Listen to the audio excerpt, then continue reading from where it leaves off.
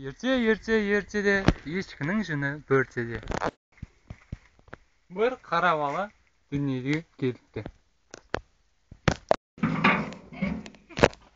Сосын нарадан келіп аласын бұғалып жатып, жерден дөу партмен тауып алады.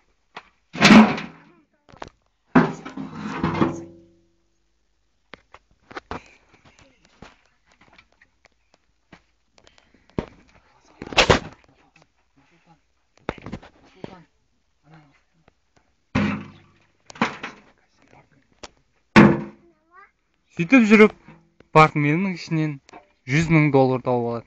Бұл баланың өмірі аспан жерге түскендей болып өзгереді. Бұл баланың қасында бірыңғай әдемі қыздар, жаңа машине, бәрі өзгерді. Бұл бала күнде тусовкада жүрді. Бұл күнде крутой байк, әр кезде әртүрлі машина мінетін еді.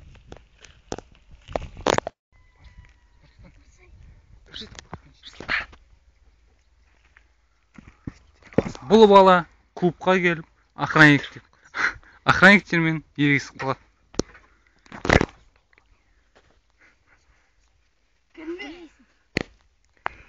Охранниктер дөу болғаннан кейін, бұл Нұрсұлтан деген бала негізі жүрек жұтқан.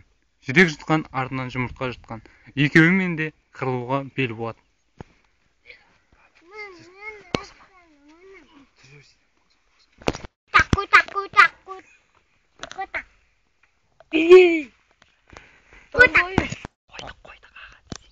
Ал осы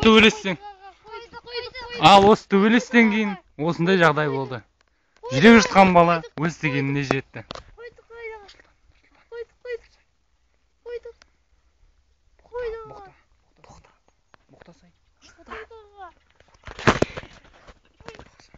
Ақыр соңында Нұрсұлтан деген жігіт өз бақытын тауып, өмір бақы өз жарымен бақытты болды. Ақыр соңында Нұрсұлтан деген жігіт өз жанұясымен осы үйде бақытты өмір сүрді.